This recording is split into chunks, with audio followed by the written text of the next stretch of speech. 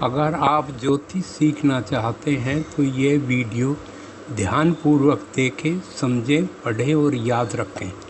आप एक सफल ज्योतिषी होंगे, ये मेरा वादा है। प्रश्न 3।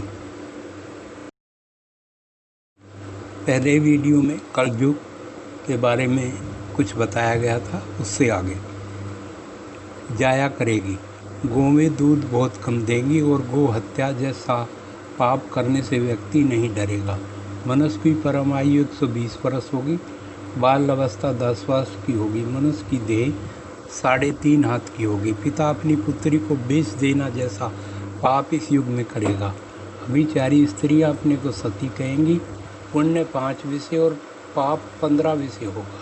लोहे व कागज की मुद्रा का चलन होगा। कलयुग के अंत में संभल ग्राम में श्री विष्णु यश नामक ब्राह्मण के घर पर कलिक अवतार होगा। कलिक में फले अधर्म का नाश करके धर्म की स्थापना करेगा। गंगा स्नान इस युग का प्रधान तीर्थ होगा।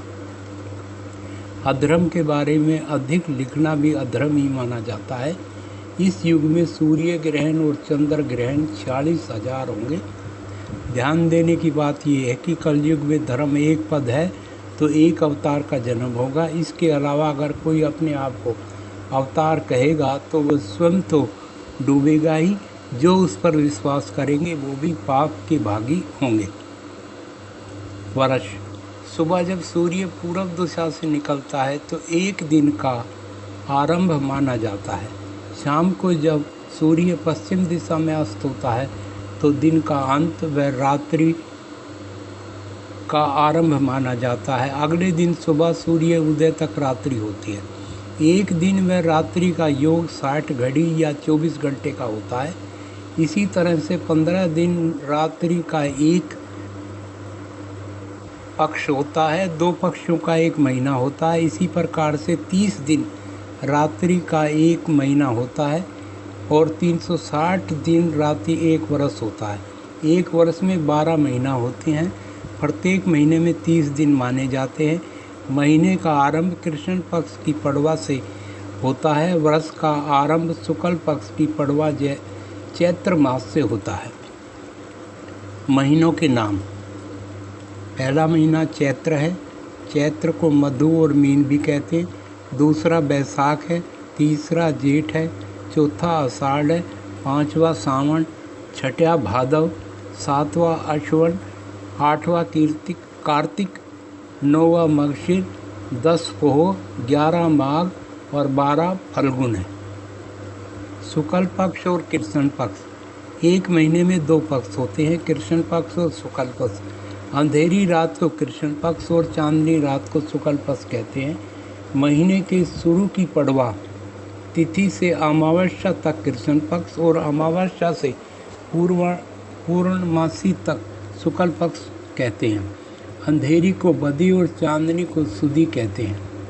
पूर्णमासी और अमावस्याओं के नाम। 12 महीनों की 12 पूर्णमासी और अमावस्याओं के नाम निम्न प्रकार से हैं।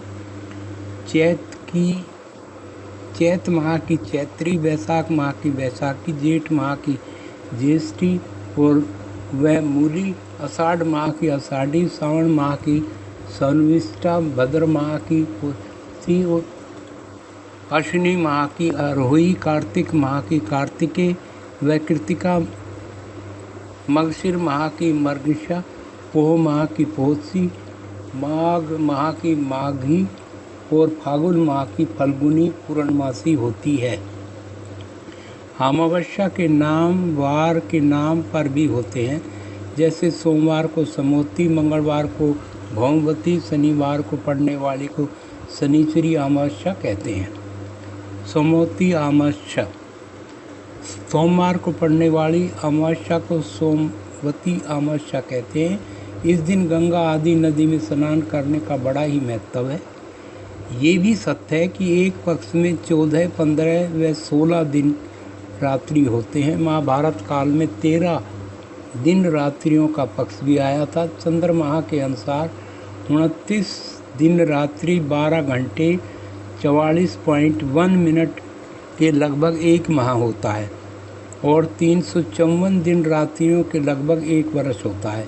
चंद्र और सौर के समन्वय बनाए रखने के लिए हर तीसरे वर्ष एक अधिक माह यानी मल मास होता है।